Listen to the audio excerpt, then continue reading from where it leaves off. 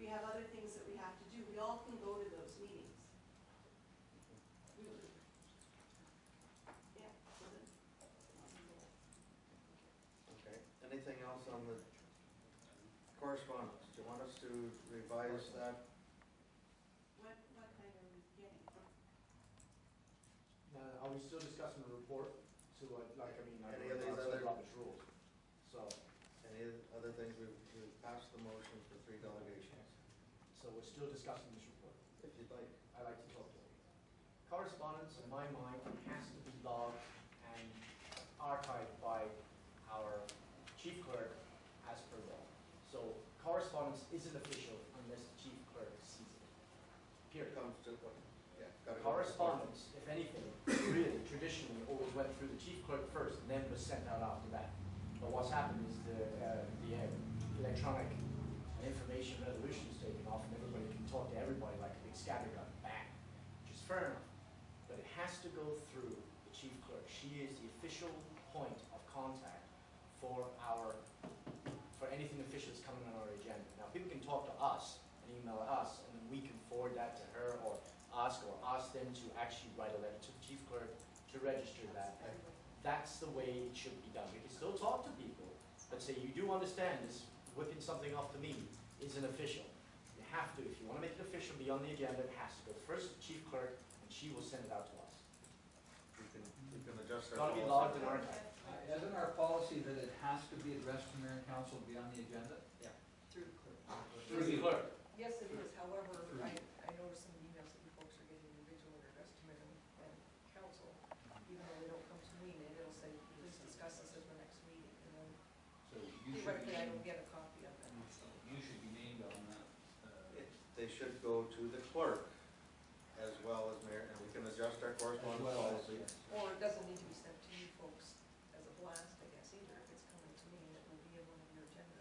Yeah. Necessarily. If they want it, She's they got to want register. it in the minutes on the agenda, it has to be sent to the clerk. And that's what I will do from now on. If I get an email, mayor and council, please discuss this at the next meeting, it will be replied to you. If you want this on the meeting, it's 11 o'clock on Monday morning prior to the meeting to get on the next agenda, as per protocol. Got to go. And we'll bring our correspondence policy back and do that amendment. That makes sense? Well, then it's always recorded, the clerk's. It's got to go through the clerk. I have another question, and through you to the clerk, maybe this isn't the time for it, Carol, but one of the questions I have around correspondence is the information chain. And it's one thing to have it come through and put it on the agenda, it's another thing to be answered, and we're out of the loop. Yes. Especially when there's questions, and we keep getting the recurring, I don't get answers to my questions, So one of the issues I have with correspondence is I think anything coming out of a municipality, council needs to be copied on, and particularly ward councils, just to stay in the loop. Otherwise, we're lost. I'm calling you saying, did you get this or did it? And I think it's a huge issue. Personally, it is. I've had people say to me, well, I send it in, I don't get any response. I don't know that, so.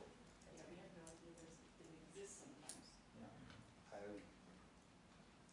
I send it in, I have a request for staff, and I will tell the person, if you don't hear anything back in 10 days, contact me again. Yes, that's all I do. Well, I guess, Let staff do what they're supposed to do. If it's not happening, we'll get contacted. yeah, I guess and I guess this is the area with me, and you've always used the term protect staff, and I've never. I don't think I've ever used it. No, but you've always used the term protect staff. I think this is what I'm getting at, is that when something comes to council or a councilor, then I feel a responsibility to see it through to the conclusion. And I think one of the issues is that I don't think staff should be hung out through an inquiry from a councilor, a member of this council, or a letter that is copied to them. I think it is staff's responsibility to get back to the member of council through which that inquiry was directed. It's my responsibility to respond to the ratepayer in a timely and expeditious fashion, as opposed to leaving up staff and wondering, or putting them in a political position. And I think we've been doing that, and I think it's a practice that we need to look at.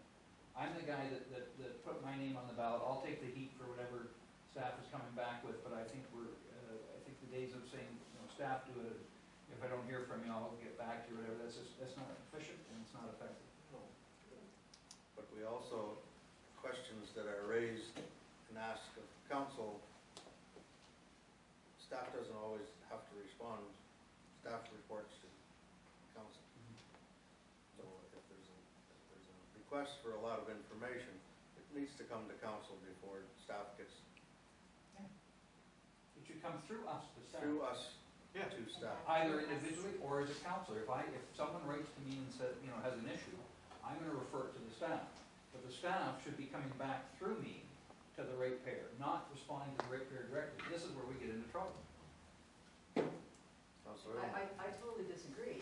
I think we get into trouble when we start to interpret policy and carry on. I mean, the staff need to deal directly with the ratepayer, whether it's a water bill issue or a leak or a meter or something like that. I don't have that expertise. Yes, I want to know what's gone on, so of course I say to the ratepayer, let me know if you haven't heard in a couple of weeks.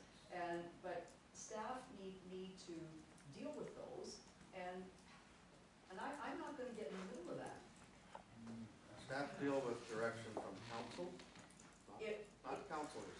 and this is not- an It's not individual, direction. this is an We're a individual, conduit. this is an individual, whether it's a pothole, whether it's a branch that's hanging over, over the bridge on Park Lane, whether it's, any of those kinds of issues.